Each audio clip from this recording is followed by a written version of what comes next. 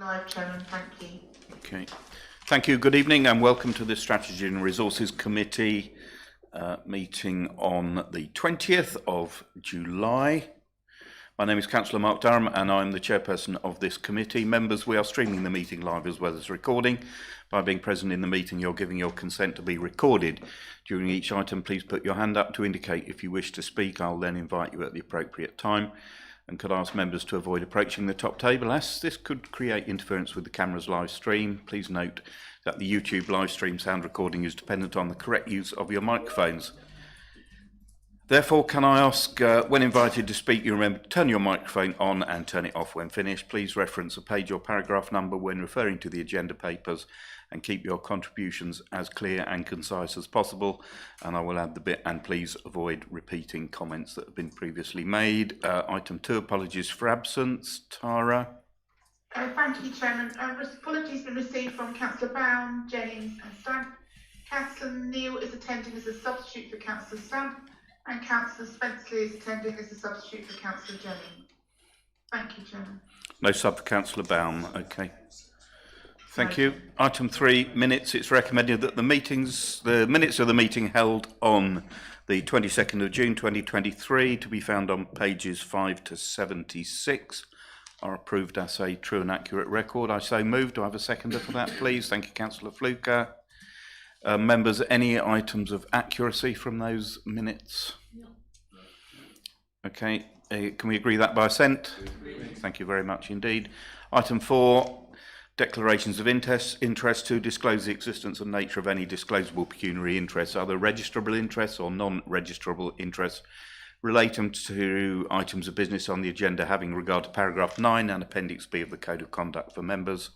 Members, you're also reminded that you are required to disclose such an interest as soon as they become aware, should the need arise through the meeting. Members, any declarations of interest? I declare myself as I have been involved in discussions at Essex County Council about the waste strategy, although I am not the decision maker on that item.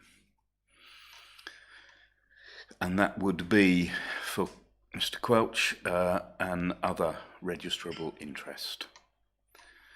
Okay, item 6 on the agenda. North Essex Economic Board, Refresh Strategy and Delivery Plan, and you'll find that, members, on pages 77 to 154. And who is presenting this? I know you want to get away, Councillor Fleet, but we're not going to stifle debate. Chairman, just advise in respect of item 5, which is public participation. Oh, okay. Okay, sorry, I've missed item 5, public participation. We have none, so we've now moved back on to item 6. And Ms. Cable, thank you. Thank you, Chairman, and good evening, members. The purposes of this report is to provide an update on the continued positive benefits of the North Essex Economic Board partnership and to seek approval of the Refresh Strategy and Delivery Plan. For the benefit of new members, I will give some background information on the North Essex Economic Board. In 2019, Tendring, Colchester, Braintree, Oxford and Essex councils agreed to develop an economic strategy that would articulate the strengths, weaknesses and opportunities of the North Essex Economic Corridor. Initially inspired by the need to articulate a vision associated with, but independent from, the North Essex garden communities. The North Essex Economic Board, known as NEB, was formed to oversee the development of the strategy. The informal board consists of leader and cabinet member representatives from each local authority, and a complementary officer steering group was formed to deliver the work. Chelmsford and Maldon councils joined NEB in May 2020, and the NEB now covers half of the second-tier authorities in Essex. Towards the end of 2020, NEB partners agreed to allocate 10% of their additional restrictions grant funding to support a coordinated programme of business skills and support. This collaboration yielded 1.6 million in jointly commissioned projects, plus an additional financial commitment from Essex County Council.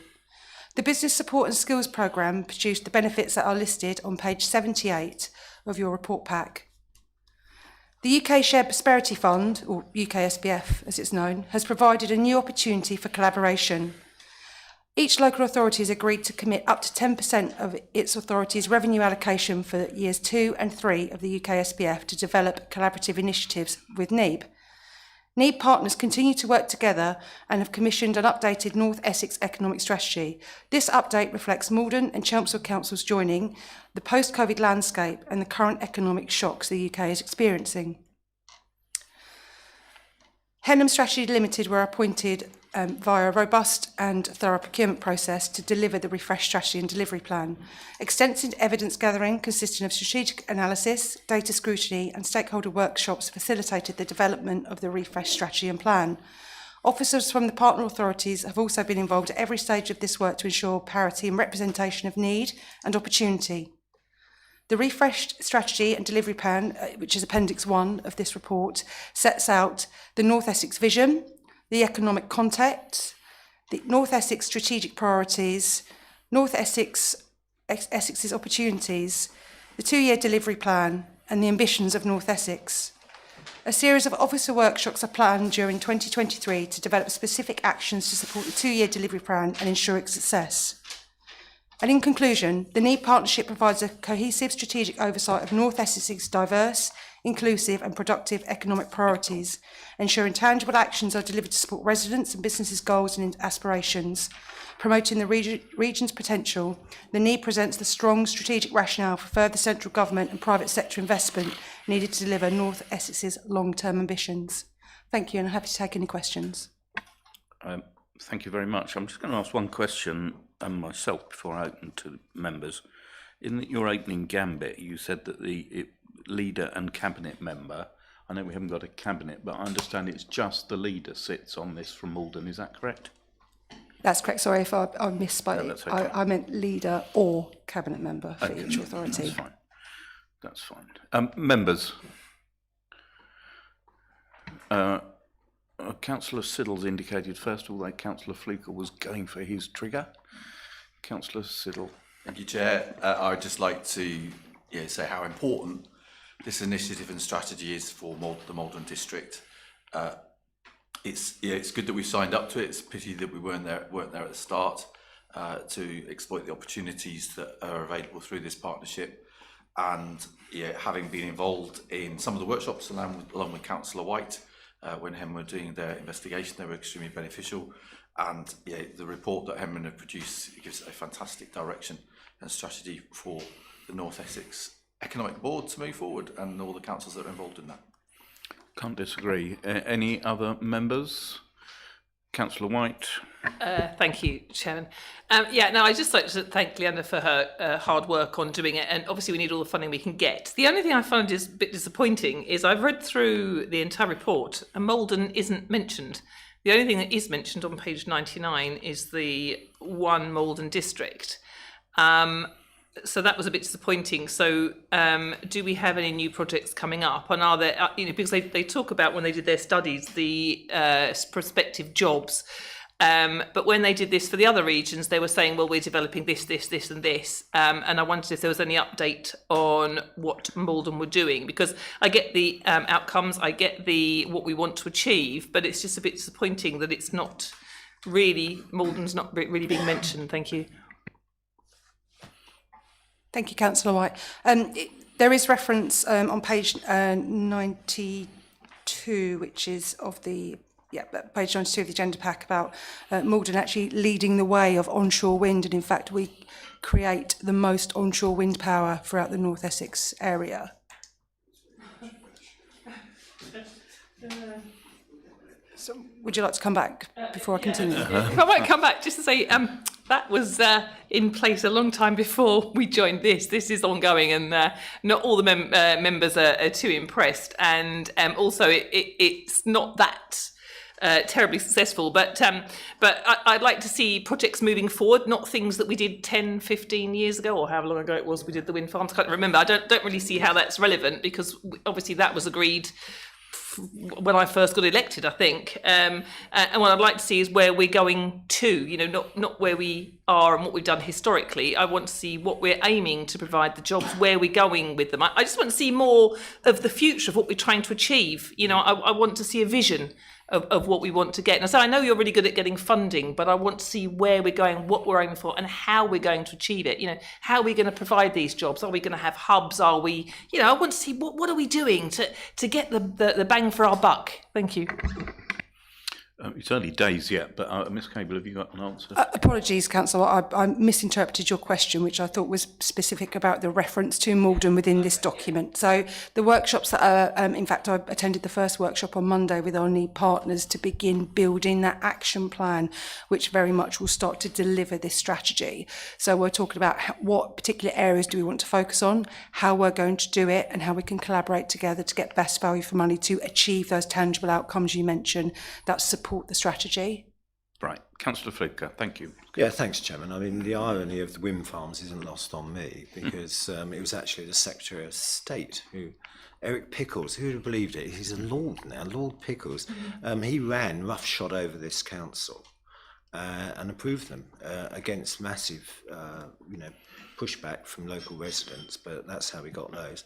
And what's their contribution? Well, I know one of the companies that's involved in maintenance, they reckon that on average 10 hours a month, 1 or 2 employees on general maintenance. So whilst it might be a huge contribution to REW, the people that own them, I'm not sure what comes back to us, although obviously we get the NDR. But Chairman, this is pretty run-of-the-mill report. I'm never comfortable, Chairman, when I read things in paragraph 6, Roman 4, when it says further financial contributions may be required. Well, we don't really have an awful lot of spare dollar in this corporation, and I think we need to sort of understand, what our liabilities could be if we're going to move forward with these projects. But roundly speaking, Chairman, there's really nothing wrong with this, and I propose that we agree the recommendations. Thank you. Well, I'm guessing, Councillor Flicker, that as and when projects come along, the need for the investment will be balanced against the potential returns, so we can make that decision at that time. Members, we are being asked to continue the support and approve the adoption of the Refresh North Essex Economic Board strategy. Members, agreed? Thank you very much indeed. Item 7. He's desperately looking for the agenda again.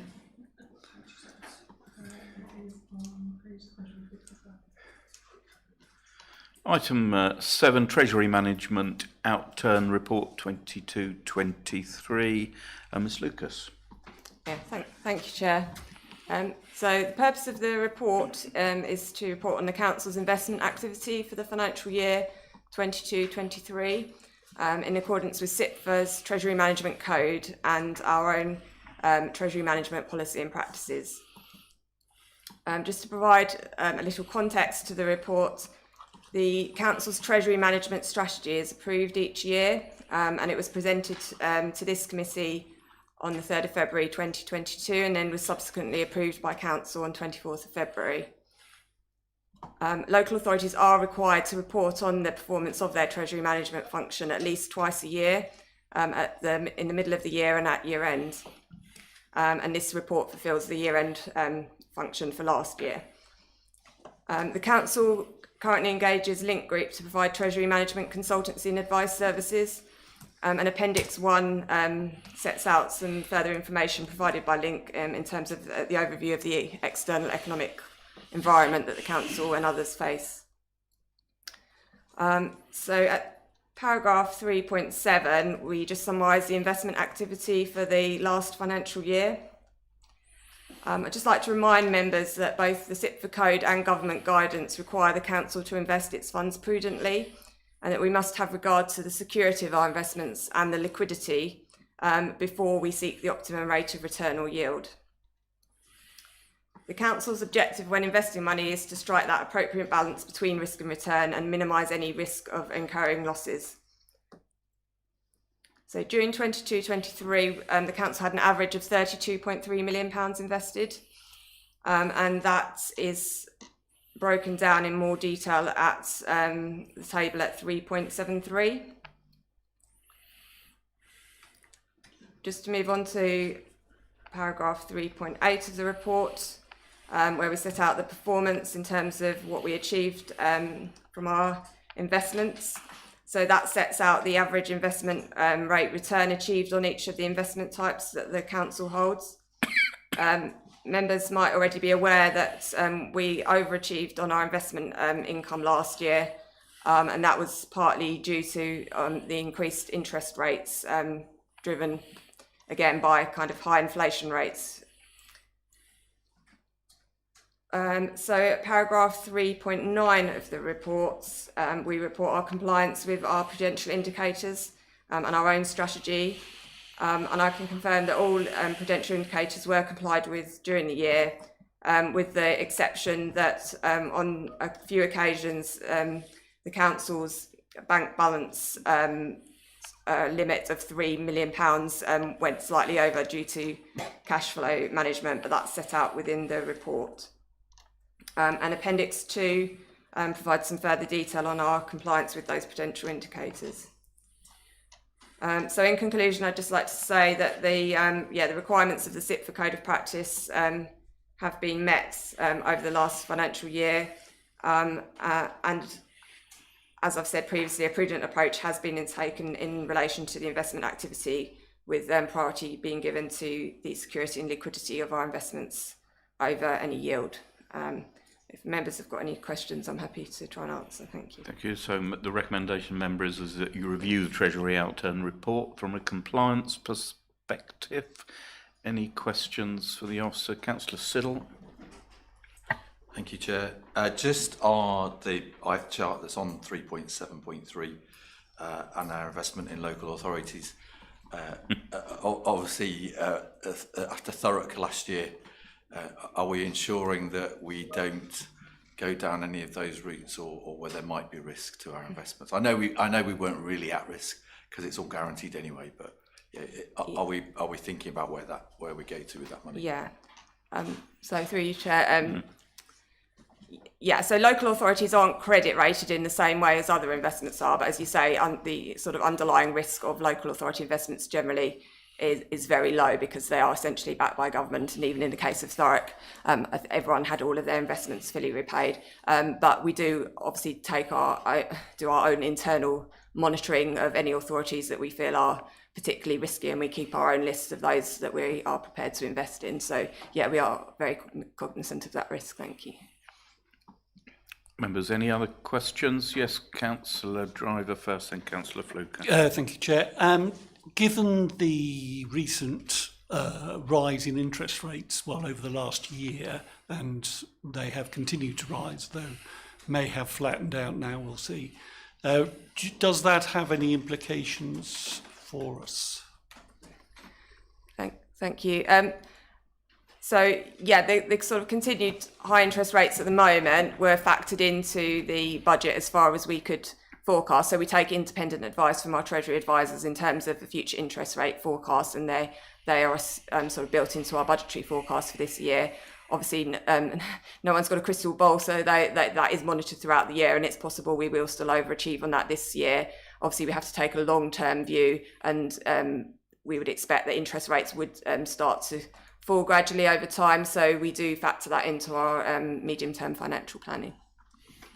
I think the point, Councillor Driver, is, obviously this time last year we had no idea that interest rates were going. So the bonus that we had of 400,000 last year was completely unexpected. But of course now we've got the benefit of being able to predict using the Bank of England's predictions as to what they are going to be. Councillor Fluker, you were next. Excellent. I'm glad that you put your finger up in the air and alluded to trusteeonomics, but there we go. Couple of questions, Chairman, through you. On the 6th of February, the government issued an order to investigate Eastleigh Borough Council's finances. And whilst I accept that all loanees to local authorities, that they're underwritten by the government, they all have to be treated the same. But if there's a 6-month default for one local authority, then that's the same for all local authorities. And that was a piece of information that was passed to me from the last 151 officer. So I think that's worth bearing in mind, and particularly so there's an awful lot of stuff out there about Eastleigh Council. And whilst roundly speaking our money is protected, one wonders what sort of a deal we've got with Eastleigh. What's the return? Bearing in mind, last week, NatWest was offering their Premier Bank account holders 6.2% fixed for 12 months, and so was Coots. Minimum investment of 100 grand. These are big figures. I suspect they'll start to tumble if they haven't already done that. But I was just, I just wanted to make sure that we are watching the Eastleigh position carefully and whether or not we'd be better off investing somewhere else. And I may have missed it, but have we now appointed Link in place of Arling and Close that used to provide our financial background investment information? And is Link investing on behalf of us, or are we investing following their directions, and what are we actually paying Link for their services? Quite a few questions in there, I'm afraid. Thank you, Chair. Councillor Fluke is correct that obviously the report says that we had some £2 million invested in Eastleigh Council. That investment was made before there was some of this kind of press activity, and obviously we would take that into account now going forward. On the second point, so the council re-procured its Treasury management advice services, and Link was procured over Arling Close, so they're our new Treasury advisors going forward. In terms of the amount that contract has cost, I'm not sure I've got that at my fingertips. I might have to provide an answer outside of the meeting, but in essence, we take Link's advice and they provide a sort of framework for investment within our risk appetite, but they do not invest on our behalf. We make those investment decisions, but in view of their advice. Okay, happy with that? Yeah. If there's any consolation, Councillor Luker, if you haven't done already, I would read the BVI report for Thurrock if you want to be completely have your mind put at rest about our situation. Councillor White. Thank you, Chairman. Just to say that I'm sure that Mr. Lucas is going to be the same as Mr. Leslie, and we're in a safe pair of hands. And when you go on to Appendix 2, page 175, as the other members will know, I was, and the chairman himself indeed, I was a very prudent chair, and I'm sure that we'll continue that, because I was always nervous about a lot of these projects that were put forward. And I think, and also the borrowing that was recommended, and I'm actually really pleased we're in the position we were. And whereas the bigger authorities used to look down and laugh at Maldon, suddenly, you know what, we're actually doing quite well, thank you very much. I mean, obviously long term we've got concerns. So just to say that I hope that we continue on in the same vein as being prudent, of protecting the residents who need it, but being really careful where we spend and trying to cut borrowing, because obviously it's now that we're reaping the benefits. So let's look forward to the future. Thank you. Members, are you happy with this report? Thank you very much indeed. Moving on, item 8 is the fraud policies on page 177, and that's Ms. Cardy, I believe. Thank you, Chair. Good evening. Good evening. I'd just like to introduce the purpose of this report is to seek approval for the refreshed fraud policies, which require review every 3 years. The policies are attached at the appendices and are the Anti-Fraud and Corruption, Anti-Money Laundering and the Bribery Act. It is obviously imperative for MDC to have full policies in place, which are shared with all the staff and supported by robust processes and guidance to protect MDC from financial fraud. I undertook the review of the policies with the Director of Resources, who is also the Section 151 officer at the time, and the Deputy Section 151 officer, who is the lead finance manager. It was also undertaken with advice from our internal auditors and in using best practice from other local authority policies. Our extended leadership team reviewed the draft policies and feedback received was incorporated into the report. There were no material changes to the existing policies, but changes were made to align with other MDC policies that have been updated and our current structure and job titles. Members are asked to review and improve the policies for use and a further review in 3 years' time in 2025-26. If there's any questions, I would be happy to answer. Members, Councillor White. Thank you, Mr. Chairman. Mine's a general one, really. Obviously, we do work at work with the financial industry. And what I haven't seen in the report, it's briefly mentioned or sort of alluded to in once, page 1199. We are bound by a duty that we have to report anything, self-report anything that we think may be linked in any way to AML or anything similar. Does the council have the same policy that they will self-report if they think there's any suspicions? Because I thought it was an offence not to, and I say my mistake if I haven't seen it in here, but I didn't see it mentioned, and it was just something I want to double check because we have to do that at work. Ms. Cardy.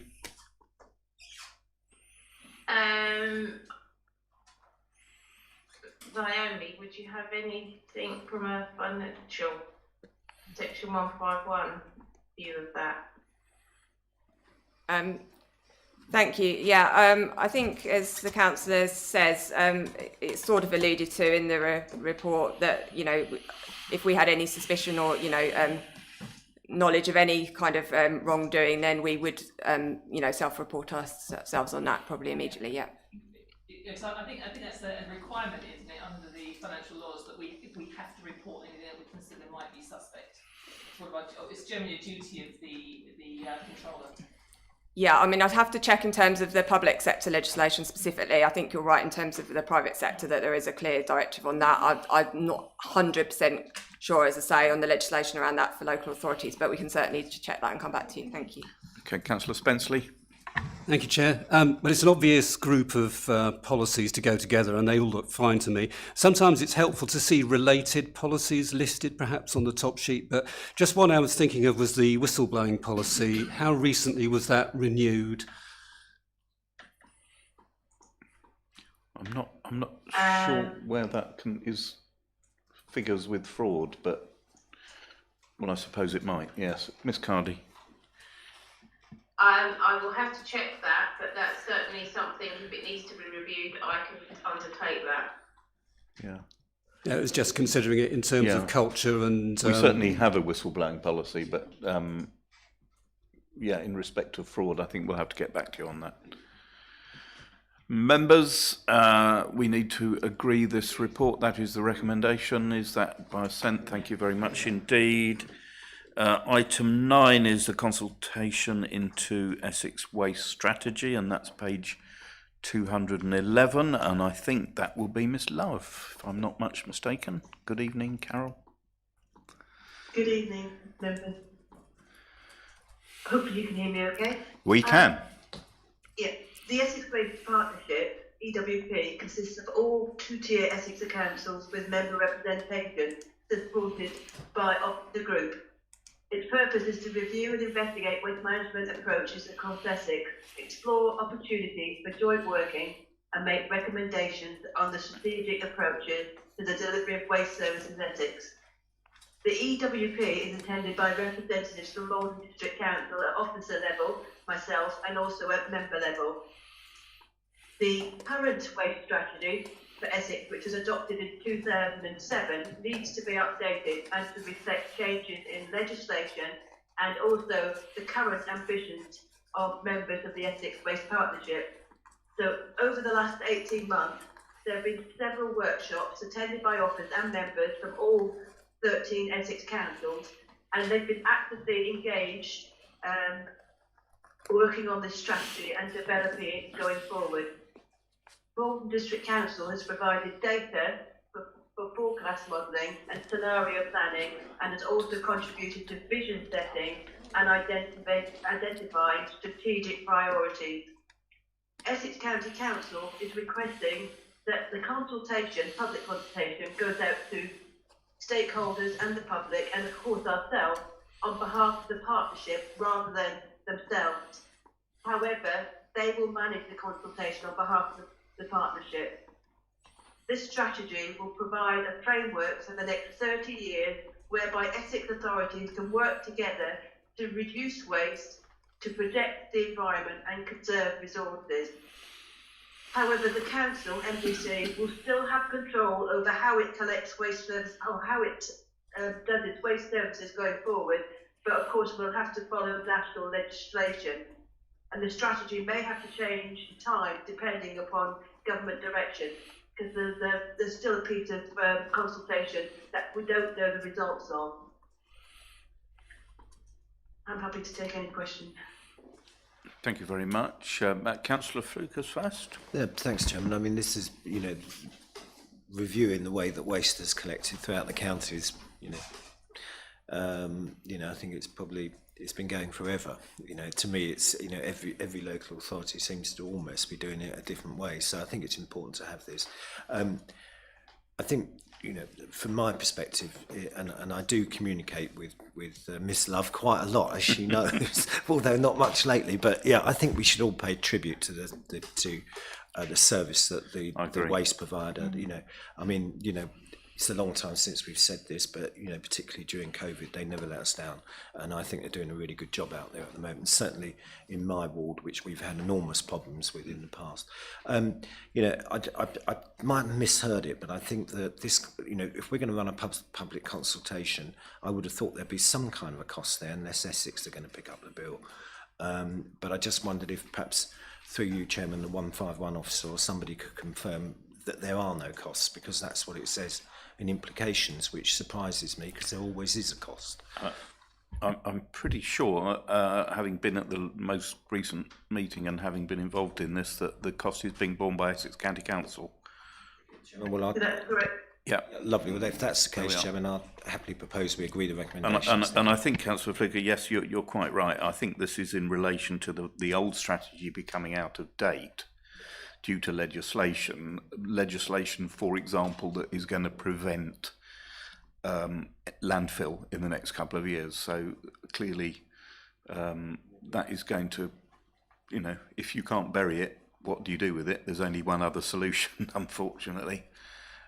So yeah, I think that the environment has changed in terms of waste disposal, and I think I think it's important members understand that the districts and city councils are responsible for the collection, and the county council is responsible for the disposal.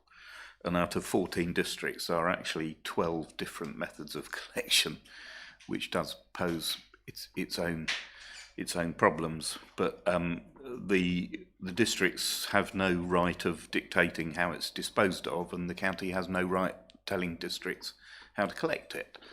But it would seem that pragmatic discussion will be ongoing. So, yes, Councillor White.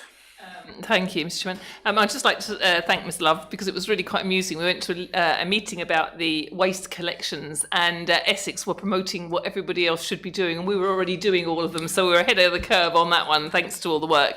The only thing I wanted to raise is, although I don't have a problem with the online booking, I read somewhere that some authorities had reverted back and away from the online booking, and I wondered how it was going as a district and Essex wide, because it's annoying me now. I can't remember who it was who'd reverted back to the original system and how it was working. Thank you. Well, I think you're talking about the recycling centres in that case, the booking system, and I'm unaware that anybody has reverted, because it's a county council responsibility. The waste recycling centres are county council, and the trial is still ongoing. I might come back. This might have been another area. I can't remember now, and I didn't think to make a note of it before I came. I just wondered if anybody had heard anything about councils reverting. I don't think it will be in Essex. But as I said, the trial is still ongoing. But on the whole, it has actually been quite successful. The current Mrs. Durham is extremely happy with it, because she went today. Councillor Driver. Just in response to that, since I use the Maldon Recycling Centre quite a bit, there's nobody there. I mean, I used to queue, not long queues, but I used to queue for 5 minutes. I never queue now, not because actually it's very busy and it's very efficient in terms of turnaround, it's because people aren't using it. And the staff there recognise that. So I use the booking system. I book, I go immediately, I've booked, and just turn up. So I'm not quite sure where the waste is now going if it's not going to the recycling centre, because clearly there's a lot of people now not using it. Thank you. Well, I know there was an initial concern that it would increase fly tipping, but that fortunately doesn't seem to be the case. But these things are going to be evaluated at the end of the trial. So, members, we're being asked in the recommendations to agree to participate in the strategy, and when the strategy is published and we have our results, that our views are sought as a committee. Thank you very much indeed.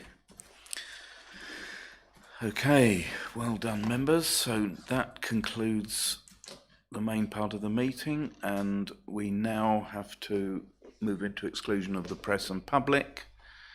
So I result that under section 100A, part 4 of the Local Government Act 1972, the public be excluded from the meeting for the following items of business on the ground that they involve the likely disclosure of exempt information as defined in paragraph 3 of part 1 of schedule 12A to the Act, and this satisfies the public interest test. Do I have a seconder for that?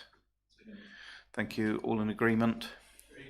Thank you very much. So the report is item 9 on the agenda, which is the Maldon Cemetery. Just need to check the strings off. Yeah, okay, thank you, Tara.